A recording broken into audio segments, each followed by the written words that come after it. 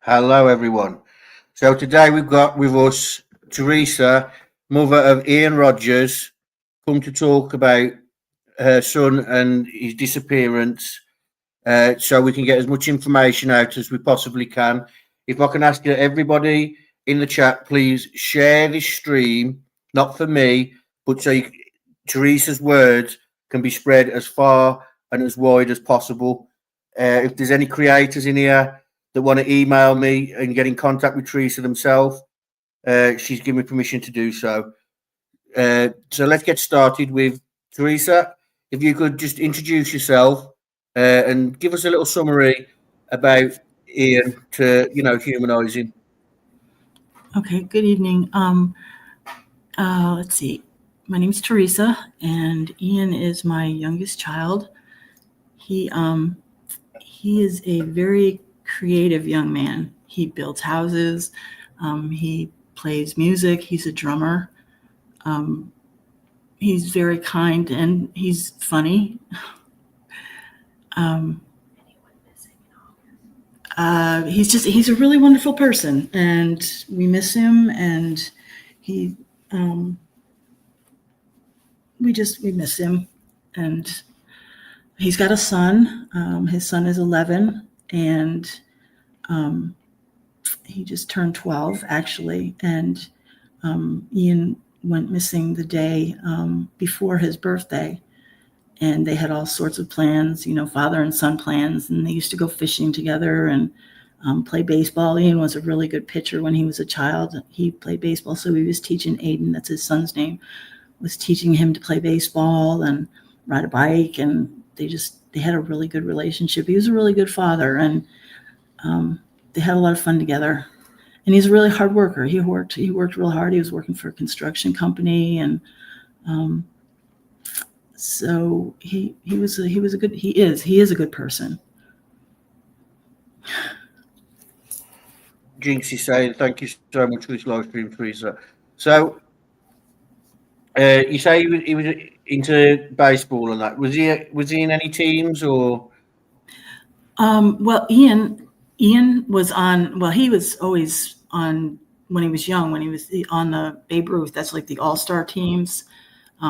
He was always on those teams because he was a real, and it was natural. It was just a gift that he had. Ian was kind of one of those people that whatever he picked up, he was good at.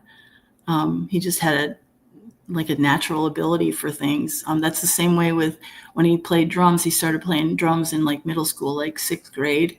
And he made his first set of drums, and it was out of plastic 5-gallon buckets and duct tape. And that was his first set of drums, and that's what he used to do. He used to use, when he and his buddy got together to play music, that's what he used till he got his first set of drums. So just going into the case a bit, the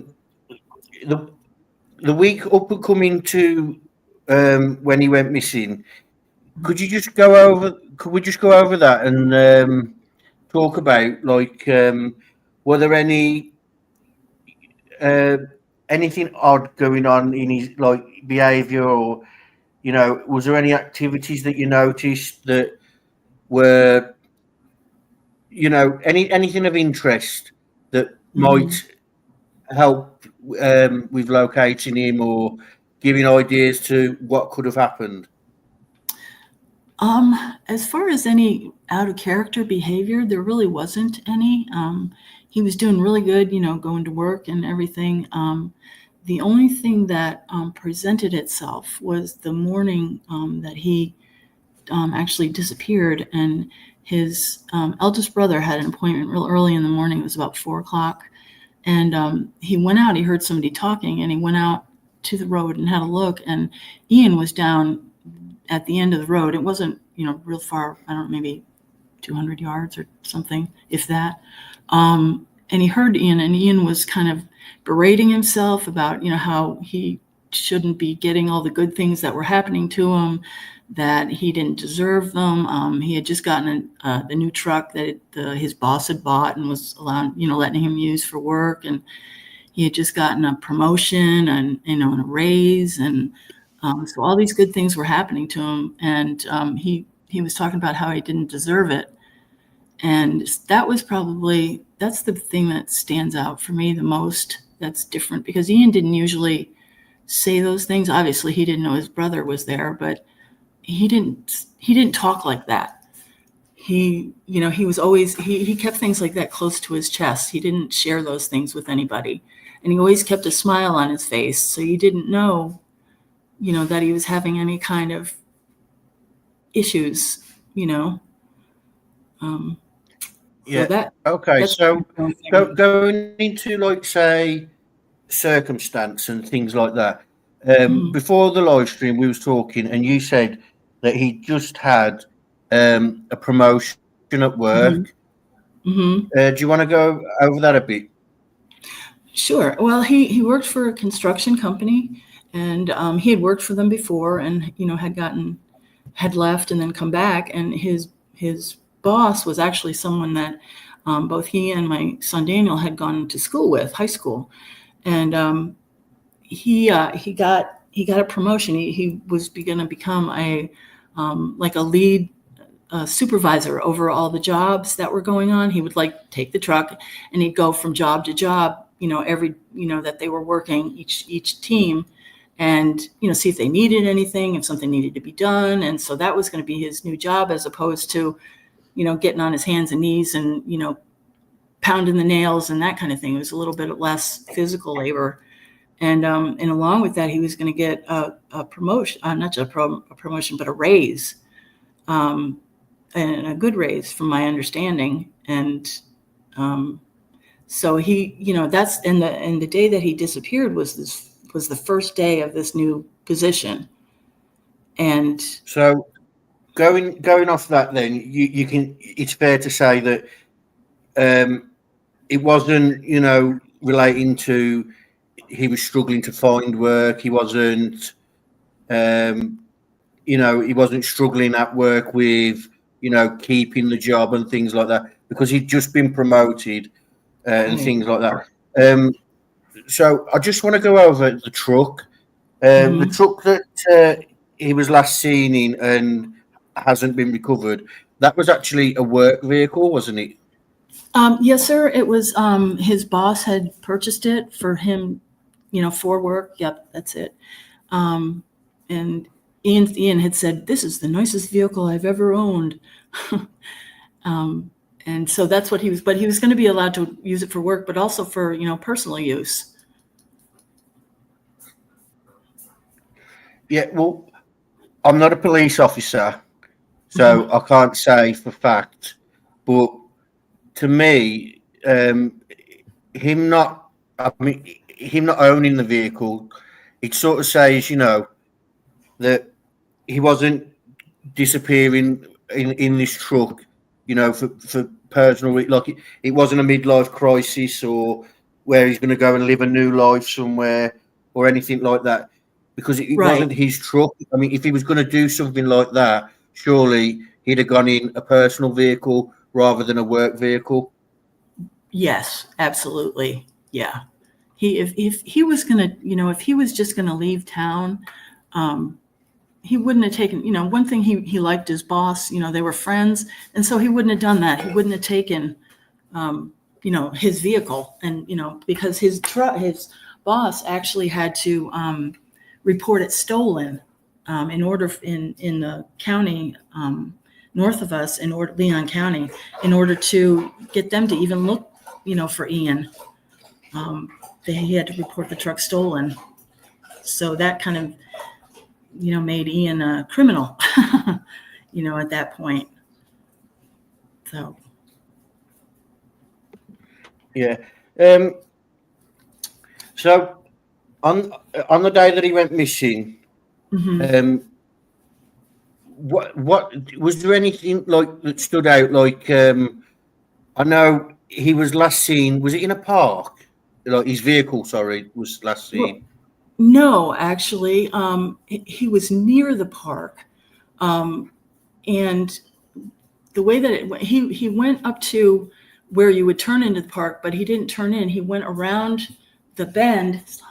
He went around the bend down to, it's called Appalachian Parkway. It's another main highway, and they got the tag, the picture of his license plate at that camera right there. And so he never went into the park, is my understanding, is what I've been told. He just went down to Appalachian Parkway and he turned left, and he went out approximately, they said, about 8 minutes. And then he came back to that area, that light, in 8 minutes. He went out 8 minutes, came back 8 minutes, and then that was the last time that his truck was seen. And that's from the police. Okay, so and that's the final sightings, was it, in that area? Correct. Yes, sir. So Karen here is saying, did he have a girlfriend at the time? He did. He had actually dropped her off at work that morning. She had to be at work at 5:00. So after he left, where Daniel had heard him talking, he went and picked her up and took her to work. They had a big fight, and not exactly 100% sure what it was about. So, after that, he took a shower, and that's when he called me to ask if he could come by the house and pick up his tools.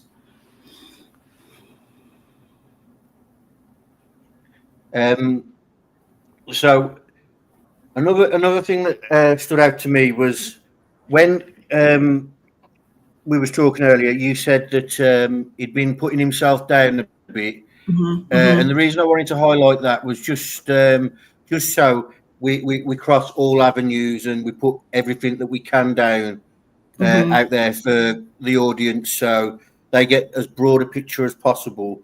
Do you want to talk about that just for a minute or so, just to like I said, to get that information out there for the audience? Sure. He was putting himself down, saying that he didn't deserve, all the good things that were happening to him. He didn't, that he'd been a horrible person, and, didn't, questioning his, whether he was a good father or not. And just for all the quote unquote, for the bad things that he's done, that he felt that he didn't deserve a new job and a good job, and, a new truck, a really nice new truck, and more money. He just felt that he didn't deserve it. And so that's what he was, questioning. Well, that could be more down to, just being a man, all the men in the chat will agree. Like, when good things happen to us, we tend to fight it, if you know what I mean. But as you can see on the screen, there's your candlelit visual. Could you want to talk about that? Just so like the audience know about what it's going to be, where it's going to be. Okay. It's going to be October 6th, 7 p.m. It'll be at the Wakulla County Courthouse. And it's just people get together and talk about the person. We're doing it with a family. Their brother had gotten murdered about 11 years ago, and so we're doing it combined with them. And we just talk about people and listen to some music, and then everybody, you light candles and just kind of remember the people, and pray, and just kind of a gathering like that. I am trying to get it up for you, but I have trouble with Facebook for some reason. I think it's because I use the app, and it's not going to work. But rather than lose the stream, Right. I'll leave it off. So, and that's going to be October the 7th coming up. Actually, October 6th. It's a Monday, October 6th at 7 p.m. Okay. Okay, so October 6th, 7 p.m. If you're in the Tallahassee area, please stop by. Show your love to Teresa and for Ian. there's also a Facebook group you have as well, isn't there? A Facebook group for Ian? Yeah. Yes, sir. It's Operation Bring Ian Rogers Home. And if somebody's interested, they can just send a request, and we can invite them in, and they can see what's going on and what people are saying. Mm-hmm. And so on there, is it like, do you post like updates and obviously your flyers? You can do like visual things and things Mm-hmm. like that. So if you're on Facebook and you follow true crime through Facebook, I recommend joining the group so you can keep up to date with the case, as well as anything like, you know, Teresa might put up a post for you to interact with. Do you know what I mean? Please go into the group, and please, when she does do things like that, interact with it, because it helps share her son's case. Mm-hmm. That, and I think, if any Helena ideas Sue says, "Hey girl, I pulled over so I could hear this. I love you." Aw, that's nice. Hey. Yeah, sorry, I interrupted you. Sorry. That's okay. What I was saying is if anybody does, come on into the page just any ideas, any outside the box, thinking that, maybe we haven't thought of. Somebody asked one time, has anybody checked the salvage yards to see, has anybody checked to see any pawn shops, if any of his tools had showed up, because his truck had all of his personal tools and everything in them, and he would have, etched his name or his initials on, on his tools. And, so ideas like that, things that we hadn't thought of before, everybody is welcome to do that. Yeah, of course. You said in a news clipping that we played a while back Mm-hmm. when we covered the case that his son's birthday was coming up, and I think you mentioned it before the live as well. So, do you just want to talk about that? Because I think that's important to listen to, because it shows that like he wouldn't have just disappeared, if you know what I mean. Right. Exactly. And it's probably the biggest thing. His son was turning 11 the next day on the 27th. And they had plans. They do a morning birthday party celebration. And then they kind of, Aiden would have school that day, but Ian was going to pick him up in his new truck and show him his new truck. And they were going to go out and have something to eat, just the guys, and, then go back home and celebrate. And so they had all these plans. And then on the following Saturday, they were going to have another party, invite, his friends and the family, and, play video games and that kind of thing. And Ian never would have missed Aiden's birthday. Never.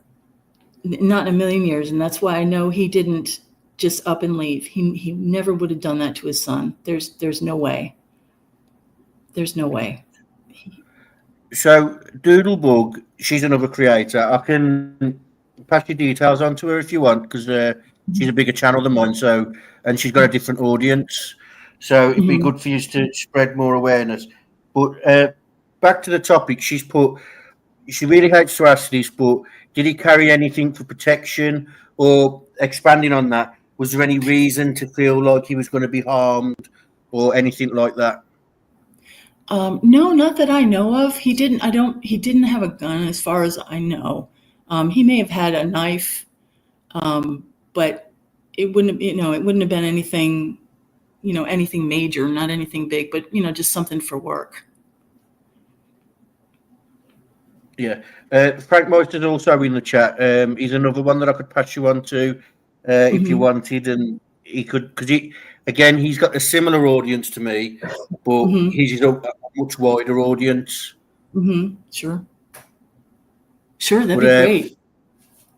Yeah, like I said, guys, if you are a creator and you're just listening in or anything like that, just drop me an email and I'll let Teresa know. And then when she gives me the okay, I will pass over her details for you to contact her if that's what you guys want to do.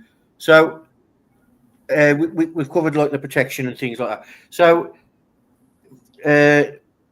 being his mom, you obviously know him probably not as well as a girlfriend would know because men tend to, keep certain things from the mom. But Right. obviously, you'd know things like was he going through any trouble at the time? Like, had he had a massive fallout with somebody or anything like that that you think might be the reason that he's no longer around, or maybe he's gone and he's in hiding because of this? Do you know anything like Mhm. that that you think might help Um, the investigation? I don't think that he had, a falling out with anyone. Ian was well liked. He was a really not, he was a good person and he was funny and he helped people. One thing he did have though is he did have some substance abuse issues. That that puts him in a little bit more of a dangerous area situation, or a higher risk pool than just somebody who didn't have a substance abuse issue. So that I don't know, but that very well could be could play a part in this. That he hooked up with somebody and it didn't work out, or the deal went bad, or something like that. I have no idea about that, whether that's what happened or not, but it very well could have. So, regarding investigation, obviously without affecting the investigation, is there Mm-hmm. anything that law enforcement have come out and said this is what we believe may have happened, or this is the direction that we're going in? So, like they might say we're going abduction, or we're going he's gone to live a new life because of his age, like and things like that. Like Mm-hmm. anything like that that law enforcement have come to you with or about. No, and obviously, that's the first thing that they think of because of his age, and it took a couple of days to actually get them to make it so he was a missing person, because he could have, like you said, he just up and took off. But I don't think they pursued that. Again, because his truck, nobody's ever seen it, and there's not another camera picture of his license plate or anything. Um, Yeah, there's no, yeah, exactly. There's after at 6 o'clock on the day that he was missing, his phone either went dead or he turned it off. That was the last ping that he'd had. There was no bank account activity, nothing, no credit card activity, nothing. So it's like he just disappeared. And if he was going to just up and leave, he would have had to, there would have to be a plan. You can't just up and leave with no money, and you have to have a plan if you're going to do something like that, I would think. And there's never been anything that looks like a plan like that. He didn't take his clothes with him. He didn't take anything like that with him. He just you know He'd gone for work. He hadn't. Yeah, like, I get what you're saying. So he hadn't took like a bag with him with stuff in. He just literally went to work and never come home. So Well, he Doodlebug never made here. it to work. He never made it to work. Okay, yeah, that's right. Hmm. But Hmm. Doodlebug here has said, have they searched the waterways on his route or where he was last seen and things like that? Actually, yes. We've had 3 groups come out. It's the Sunshine State Sonar, and let's see, North Florida Diving, and the third one is a young man who has his own YouTube channel, and it's called Depths of History.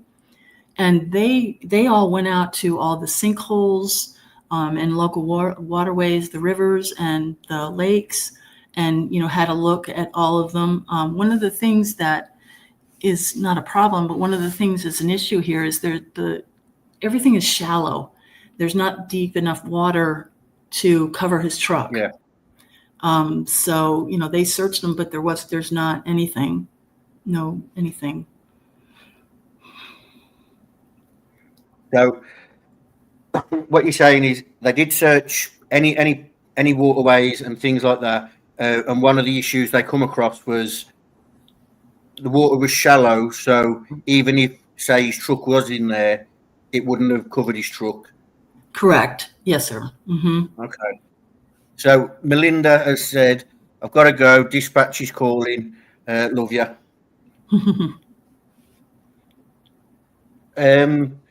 So have you any ideas, like if there was anybody involved that you know of, that that's now acting suspicious? You know, 1 minute they was all around you, and obviously mainly through Ian, and now all of a sudden you don't hear from them. You don't. Do you know what I mean? You don't. Nothing's said anymore. They don't. They used to pop through on their way to work just to say hello. Now they don't do things like that. Is there anything like that you've noticed? No, everything's the same. Everybody is the same. Ian didn't have a whole lot of people in his life, but the ones that he did have, I've been in contact with, and nobody's changed in their behavior or anything. Yeah, that's one thing I have noticed, by the way, guys. Despite this not being a well out there case, when I am seeing Teresa on Facebook and a post's been made, locals and friends and things like that, they are like reaching out and saying like they're thinking of you and things like that, which you don't normally see on cases like as small as this. Do you know what I mean? Mm-hmm. So People Doodlebook have, here as well saying, does the girlfriend stay in contact, and has she helped with things like searches and things like that? I do text her occasionally, and she does. She's concerned.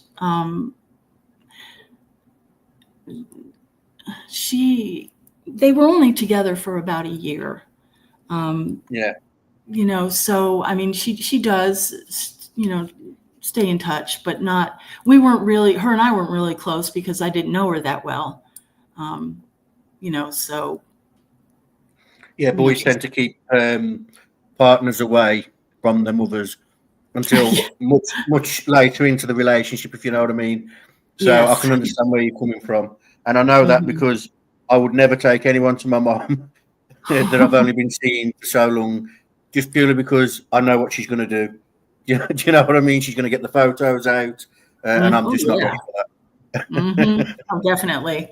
Mm-hmm. So she does stay in contact, but it was only a short term relationship in regards of they'd only just really started seeing each other. So there's not much she can. But one thing I'd like to know is there anything that she said? Like, is there anything that she, you know, did she give you any indication that he was feeling a certain way, or had the relationship turned a bit sour? Was everything fine? Do you know what I mean? Was there anything like that she um, brought up that might help with the investigation or in the search for Ian? well, apparently they had that whole weekend. It was her birthday, apparently, on I think the Thursday or Friday before Ian disappeared, and they had started a argument apparently that weekend, and it had continued on through the whole weekend when he wasn't there. They weren't together a lot over that weekend, but when they were arguing. And then when he took her to work that Monday morning, they were still arguing. So I'm not sure 100% what they were arguing about, but they'd had some issues. There was alcohol when there was alcohol involved. Yeah, You know how that goes. Everything gets more yeah. intense. So it was a short-term relationship, and it wasn't necessarily in the best of places. So that I understand where you're coming from with that. Mhm. Doodlebug says, but were they living together? Yes. They Yeah. were living together, yeah, with her parents, actually. Okay. So there's not a house left behind and things like that. She was living. Okay. Yeah. Barbara's in the chat. We talked about Barbara before. Hmm. She's a warrior, and she come on the other day. I'd like I said to you, I'd like to get you guys together, like Hmm. to try and build like a support network. Hopefully, that's something you'd both be interested in off the screen, like where you're going through. Like Barbara's further along, but she knows exactly what you're going through. And like I said, she's got a Facebook group, and it's there for people like yourself to go in and just post about Ian, post Hmm. as much as you want about Ian. She's left her group up because she wants to help people like yourself as much as possible. Oh, yeah, that'd be wonderful. I'd love to have the name of that page, especially because with people who've lost, well, children or lost anybody really, um, and I found this myself, tend to talk about them a lot. And some people just don't, I don't know, they don't think you should, but should get over it. You should be over it by now. And it's nice to have a place to go in and talk to other people, parents who have lost, and they understand. They understand that you're not going to be over it, that this is totally different than anything or anyone else passing away, having a child pass away, and that you're not going Yeah. to get over it right away. So, yeah, that would be Well, wonderful. this platform is for you guys. It's like I'm just an idiot with a computer. Do you know what I mean? Mhm. I'm not going to sit here and tell you I'm going to investigate this case. I'm going to solve it. I just it's literally it's here for you guys to come on and have your say. Do you know what I mean? I'm not going to Mhm. stop you from talking about anything, and I'm not going to force you into talking about anything that you don't want to talk. Doodlebug says there's no getting over losing your child, and then Barbara again repeats that. Mhm. Yeah, I always heard that, and well, and, now I know, and they're right. There's not. So before the live stream and last night, you mentioned something to me. Now I don't know if you want to bring this up on the stream. Do you know what I'm talking about? I do. Yeah, sure. Um, Okay. okay. In January, in up in Tallahassee, they had found a skeleton, and it was in the woods. It was at an intersection. It was about 6 miles from where Ian's phone had been pinged last. And I'd heard about it, and I didn't think too much about it. And then I did think about it, but I called the detective that was working on Ian's case, and he said that he had already known about it and had left Florida Department of Law Enforcement know about Ian. So in February, my eldest son passed away, and that allowed me to be able to contact the medical examiner's office, not only talk about Daniel, but also ask about the skeleton. And I was able to talk with the person who was in charge of the case with the skeleton, who it was, and that. And she let me know that, and it was a few weeks later, she let me know that and apparently this is procedure, they took the skull and they gave it to the Florida Department of Law Enforcement. And then they took it and sent it to get the DNA taken. And once they did that, there's only a few people in this area that would match the attributes of the skeleton, which was it was about 5'10" to 6 foot tall, brownish color hair, the age that Ian is, also that Ian had had braces and he hadn't broken any bones. They couldn't do any dental, look at ID, because Ian, I didn't know where he went to the dentist, if he had been, so they weren't able to do that. So they took the DNA and they compared it to another young man who lived in another county to see if it was him. It took about 4 months, and it wasn't him. So that's when FDLE called me, and they came and they got another swab for DNA, and they took that was at the beginning of June, and so we're waiting now to hear whether it is Ian or it is not, and so that's the story with the skeleton. And you're getting nothing off them, like they're not saying to you like, "This is where we are," just to keep you No, updated. no, and I actually called the FDLE just to see where are we in this in this process, and apparently one of the things is there are not a lot of it's low. Sorry, I'm losing my train of thought. There's not a lot of people who do that job in this area. So, and it runs an area from like Pensacola to Jacksonville. That those 12 people take care of that area for DNA and forensics and that kind of thing. So I imagine they're well behind. I hoped that it wouldn't take 4 months. I hoped it would only take about 2 months since they already had the DNA from the skeleton. But I don't know. They must be backed up or something. So Barbara said here, I had a DNA test done on Timmy's bones in a place in Texas. Can I send you the information, Frank? Now, Sure. that would be great, but I'm just going to quickly say, I think that they was identified as Timmy's, wasn't they? Before, because I think Teresa would need, again, she would need permission. Well, she'd need to know. But, you couldn't just go and claim the remains, could you, and send them without? Do you know what I mean? You mean like the skeletal remains? No, Yeah. I mean, yeah, no, they wouldn't allow that, for sure. But You know. while we're on the topic of Barbara, obviously moving away from Barbara, but remember I mentioned Steve from True Crime Web. Mm-hmm. Yes, sir. So what it is, I just wanted to highlight, like during the live, I recommend that you reach out to him because the man does amazing work. The fact that we got Barbara here, she can attest to it because he actually worked her case. Mm-hmm. One thing Barbara found when her son was missing was she couldn't get people to stop and take leaflets. And like you've got the candlelight vigil coming up. You could take leaflets and things like that. If Right. Mr. Steve will send you, like I told you before, like little gifts to give out with flyers and that will draw attention to you. Do you know Mm-hmm. what I mean? Rather than just giving out a flyer.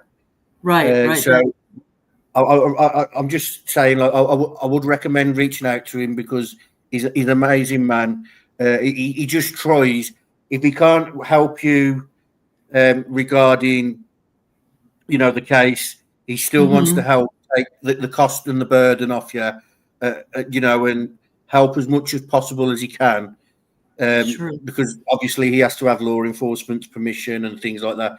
But if he can't get that, he will still help.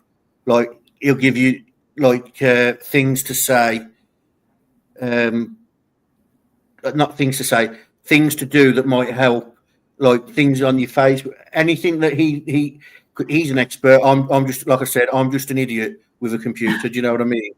Right. Yeah, that would be. Yeah, I wanted to talk with you, and then I was going to get in touch with him, and Yeah, and that's fine. yeah, that'd be wonderful. Can use all the help that we can get.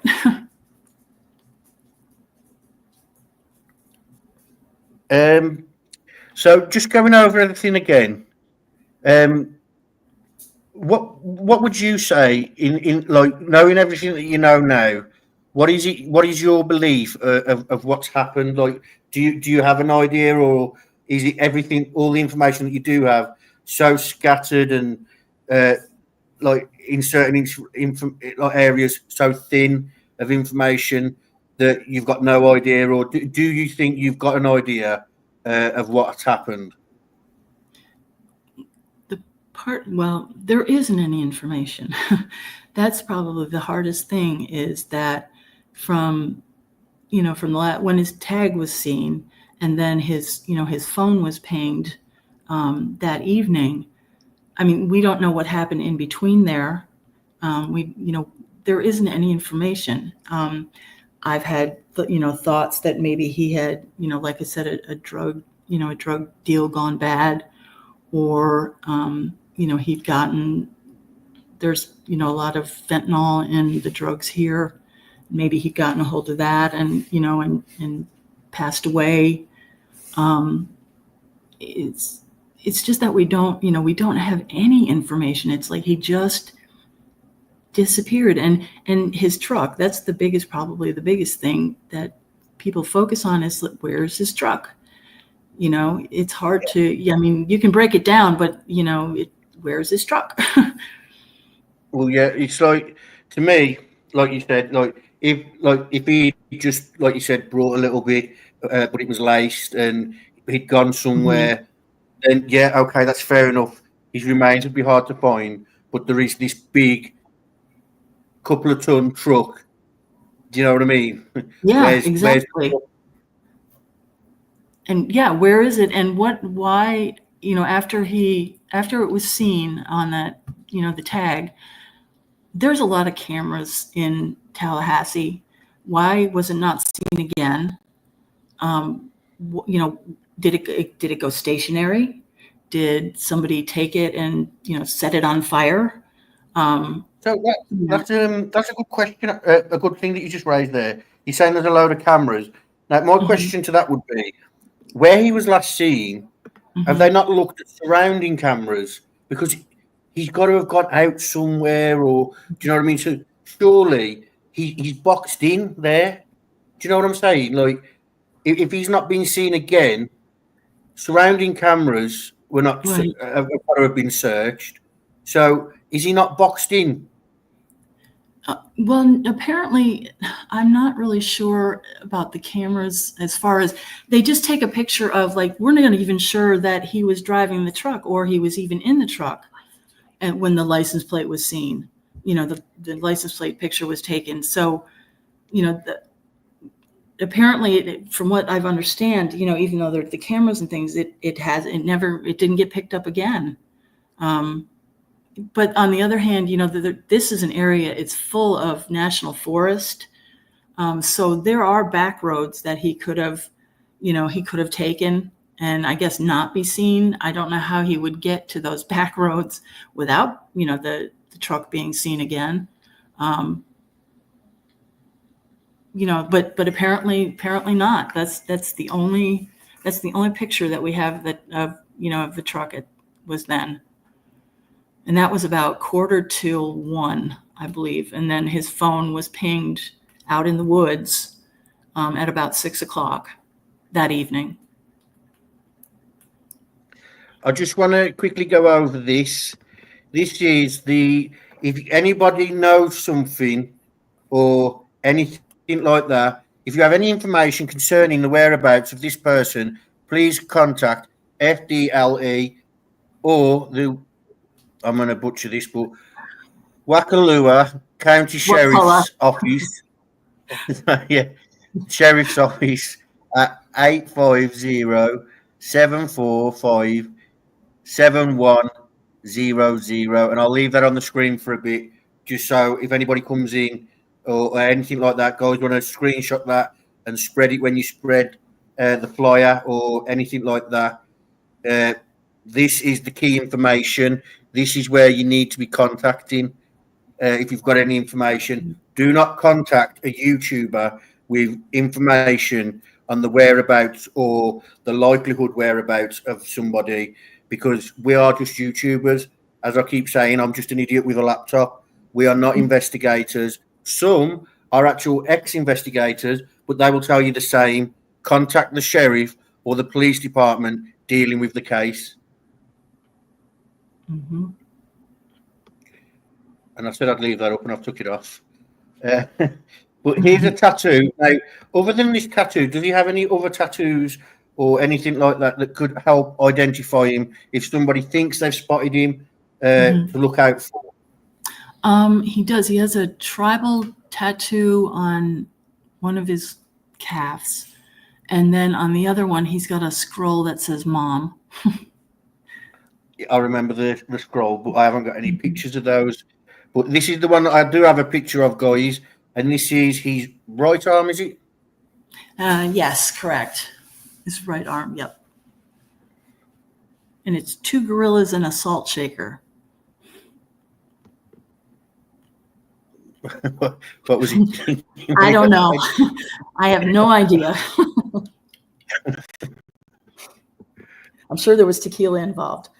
Oh, there you go. Someone says could have switched plates. Many prayers and strength. Is there anything that you think needs to be out there now, like as we're talking, that's important that you think that we've missed going over, or anything like that?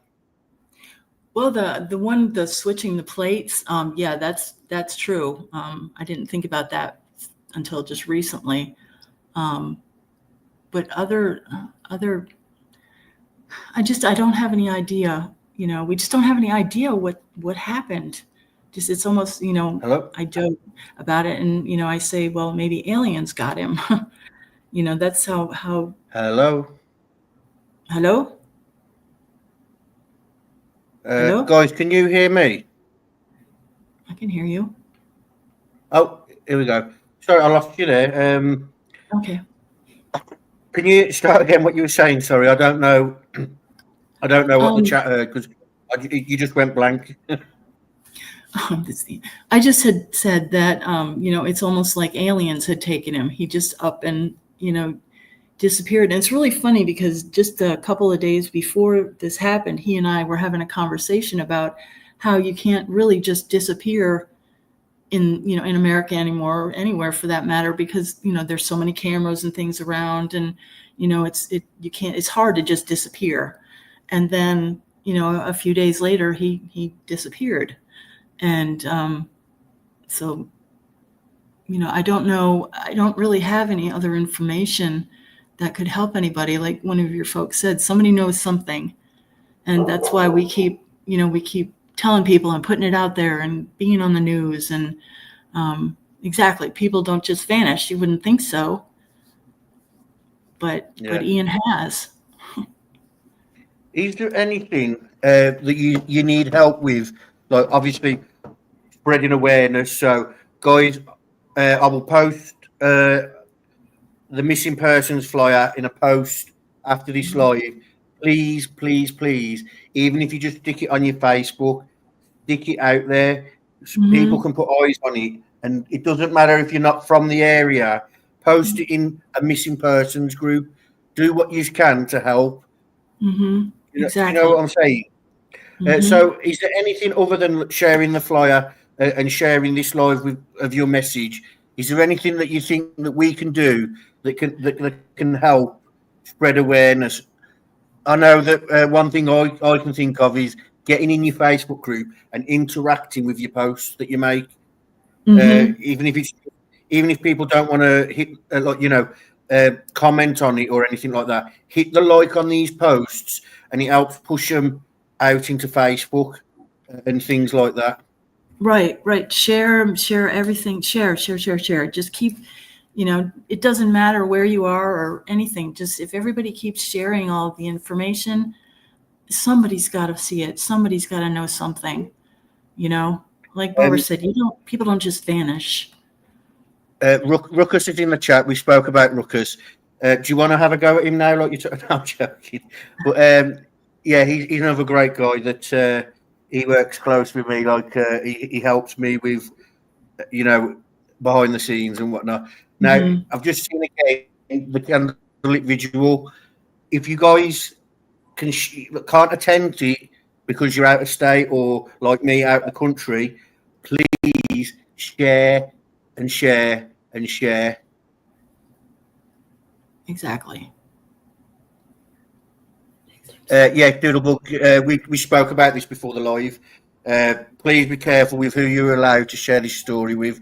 I'm guessing she's aiming at some of the things that we talked about off screen, like where people come in the chats and call me fat and bald and and like they jump on the big cases and they start creating conspiracies, like a dragon come and took Ian, and now Teresa's keeping that a secret because she actually owns the dragon. Do you know what I mean? Right. It is really that bad. It really is. Lighting their way home, another creator that I'd be happy to pass your information on. Again, our audience is a completely different. Actually, we started out like I was her first moderator many years ago, but again, she's got a bigger audience than me. So if you want me to, I'll happily pass the information on to her. PJ, if that's something you're interested in, my email address is there. Just drop me an email, and as soon as Teresa gives me the okay, I'll drop the information to you. Oh yeah, for sure. Absolutely. And also, I wanted to say that you can give anonymous tips. You can give them anonymously in McCulloch County, and it's called the Big Bend Crime Stoppers Hotline. And the phone number would be 850-574-8477. And you can do it just anonymously. You don't even have to give your name or anything. And that is helpful extremely if anybody knows anything. And if there's any creators out there who don't feel confident to reach out to Teresa and interview Teresa, drop me an email so I know where this stream is, and you can go over my stream with your audience if you don't feel comfortable sitting down with Teresa or a family member. Just reach out to me so I know where the stream is so we can help share it. Is there anything else that you want to add to, or? There is. Well, I don't know. I believe I told you about the podcast that was done. It's Tragedy, a true crime podcast. Yeah, you told me about it. I know what you're on about. I've seen it pop up in the chat a few times. It's in the description as well of the video, guys, what she's about to go on about. But yeah, carry on. You want to tell people about that? Sure. It's Mike and Alyssa McFarland did it, and it's got a lot of details. There's a interview with myself, of course, and Kaylee, Ian's girlfriend at the time. They have interviews with Ian's boss, Joe, and his best friend, Daniel. And yeah, it has a great timeline of events. There's also interviews with Sunshine State's Sonar, who did did the search in the sinkholes and things. Also with the North Florida diving gentleman, there's an interview with him as well. And they also did a roundtable where they had some listeners come and just ask some questions. And that's where the one about the salvage yard, has anybody checked any salvage yards, or the pawn shops, has anybody checked those? That's where those questions came from. And so that was really good too. So if anybody really wants to hear some more information, that's a good place to go. It's the podcast, and that's Tragedy, a true crime podcast. It's in the chat. Someone just posted it. Okay. This is it, isn't it? Is the Apple one you sent me, isn't it? Well, it's on Spotify as well. Yep, that's one. Yeah, this is the one. Yeah, Apple.com, the one that you sent me last night. Yeah, it's on Spotify, and it's, like I said, it's really good, and has a lot of information on it. And it's funny because we didn't even know that Ian was missing until that Monday evening. His boss, Joe, came to the house to see if Ian was here, and that's when we found out that Ian hadn't made it to work and nobody had seen him or anything. So that's how we found out, was through his boss.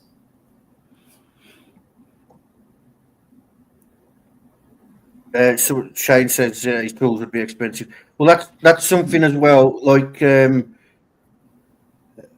okay, Jinx is telling me off for not giving her the Spotify link, but his tools would be expensive. Was there any mention of, like, was you able to spot, like in a Facebook group or anything like that, tools for sale?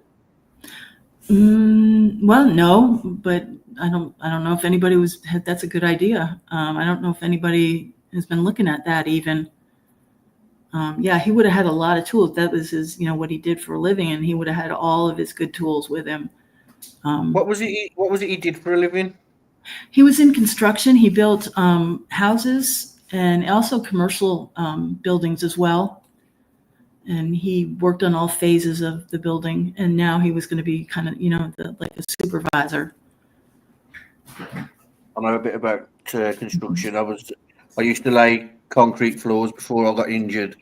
So, like Amazon and things like that, we'd put the floors in for them in the warehouses. Mm-hmm. Not a nice job because you get there at 7, and some days you finish at 10 a.m. because it's just a small pour, and then some days you have trouble with the concrete, like the plant will break down, or there's that many people that day using that plant that you don't get off site till 3 o'clock in the morning. Not to mention what it does to your knees. Well, not so much my knees. I've got a hernia, so yeah. Shoveling concrete's not. It's not for people as they get older. But my issue, I ignored it, so I got it fixed. But I wanted to get back in because the money was great, and I was missing the money. So I jumped straight back in, and yeah, I'm now learning that I shouldn't have. Yeah, and that's happening to Ian as well, which is another reason it was so great he got that promotion, because he had been doing that his whole life, and so his joints and things and his knees and those kinds of things were starting to hurt from just the plus playing the drums, and using that same right hand to to hammer and those kinds of things. He was starting, I think, to get some arthritis in his hand, and so it was a really good thing that he got the promotion.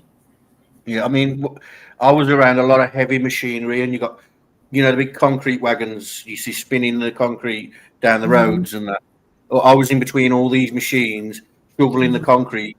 And so when you first start, you're paranoid because you don't want to get caught in one of the machines or whatnot. And then as you get used to it, like you tend to put all these things behind you, and then you start getting knocks and near misses where you nearly fell into something that you didn't want to fall into. So it's a horrible game, construction, but someone's got to do it. Exactly. And he loved doing it. I mean, he loved the creative part, and he was good at it. He built my house, and so I think it was something that he enjoyed doing as well. Yeah. So you say you've got everything out that you think you need out there. Is there anything that you want to say to the audience before you go on to do what you got to do for the rest of the day and whatnot? I would like to say thank you to everyone for listening and for asking questions and putting your mind to it. If you come up with any other questions, that you think would help, please think outside the box and let us know and come join the page. And we'd definitely be happy to have everyone and share. Oh yeah, and also remember the anonymous tip number, the Big Bend hotline, and again that's 850-574-8477. And if somebody knows something, please let the police know, and please anonymously. and thanks, Frank. I appreciate this very much. More than I can say. No, like I said, I'm just an idiot with a computer. You're the one that's done all the work. Anything we can do, like you got any ideas or anything, or say in a couple of weeks' time, you thought about something that you forgot, and you're like, can we do another podcast? Even if it's just to get the story talked about again. Sure. You're always welcome to come back on, anything like that. If you want to reach out and say, hey, we've got something coming up, can you help promote it? Anything like that, we're happy to help with, and things like that. Okay, yeah, definitely. If I get any updates, if they come through with the information about the skeleton or anything, I'll definitely get in touch with y'all. Yeah, of course, yeah.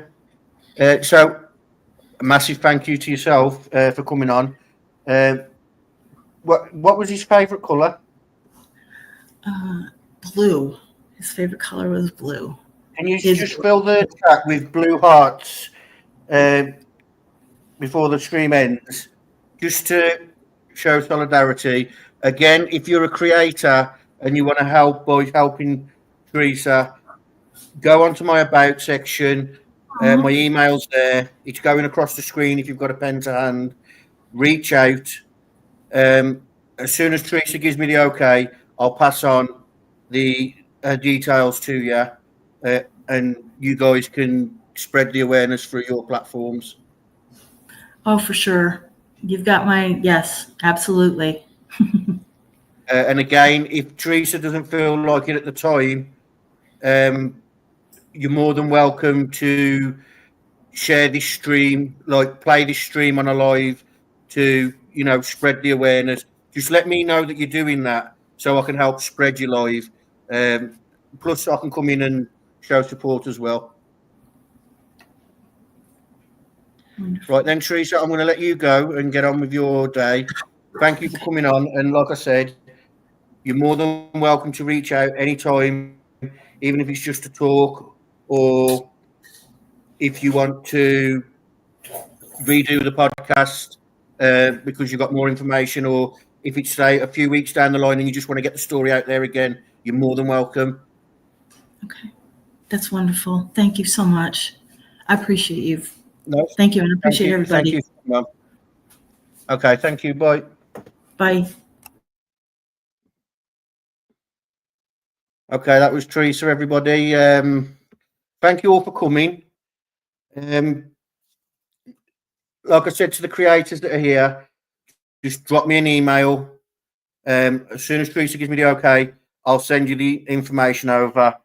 Um, if you go to the description of the live, we've got the Facebook group, we've got everything that we've spoke about in this live that's got a link is in the description if you don't want to go through the chat again on a rewind. Thank you all for coming.